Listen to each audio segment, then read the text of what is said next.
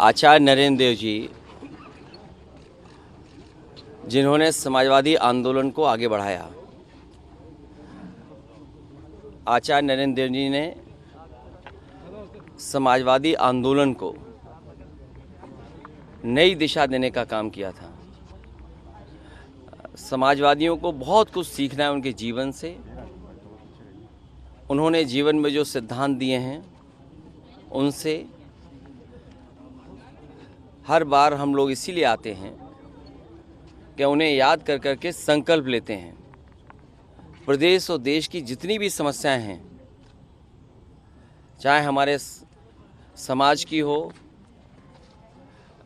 आर्थिक समस्या हो या और कोई देश की, सभी का समाधान अगर निकल सकता है तो समाजवादी सोच और समाजवादी विचारधारा से।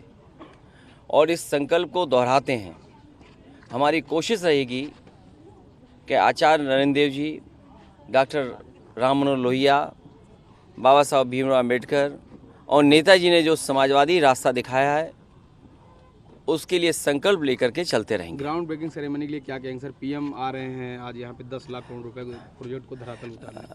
उससे महत्वपूर्ण ये है कि लगभग 60 लाख नौजवानों ने परीक्षा लिखी है और जो खबरें मिल रही हैं और जो सुनने को आ रहा है सोशल मीडिया और अखबारों के माध्यम से, जो चर्चा में है कि पेपर लीक हुआ है।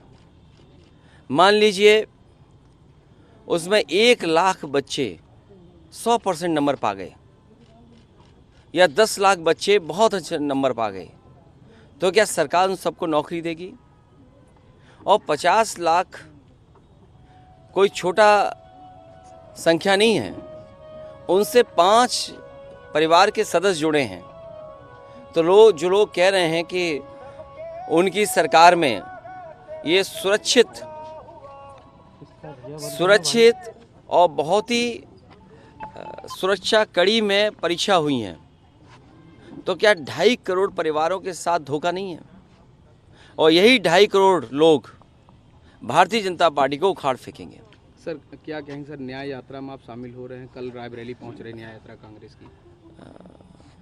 अभी बातचीत चल रही है, कई दौर में बातचीत हो चुकी है। कई सूचियां उधर से आई, सूची इधर से भी गई।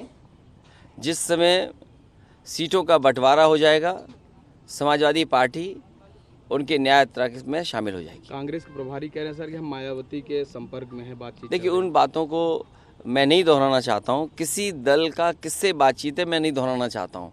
और मीडिया के लोग, आप भी सोचो, आप भी पॉलिटिकल पार्टी मत बनो। मैं जब चर्चा सुबह सुबह सुनता हूँ, देखता हूँ, आपको बजट अच्छा मिलता है। जिसको बजट अच्छा मिलेगा वो भाषा उसी की बोलेगा जो बजट देगा।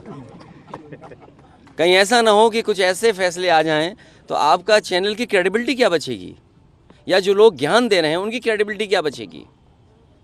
जो हो रहा है वो दिखाई नहीं दे रहा उन्हें, जो नहीं हो रहा है वो अपने दिखाना चाहते हो आप, तो आप किधर ले जा रहे हो? इसीलिए 24 का चुनाव महत्वपूर्ण है। संविधान बचाने का चुनाव है, इस देश के भविष्य को बचाने का चुनाव है, गंगा जमुनी तहजीब को बचाने का चुनाव है, भाईचारा बचाने का चुनाव है। और समाजवादी लोगों की जिम्मेदारी सबसे बड़ी है, क्योंकि सबसे ज़्यादा धोखा भारतीय जनता पार्टी ने अगर किसी को दिया है तो वो गरीबों को दिया है।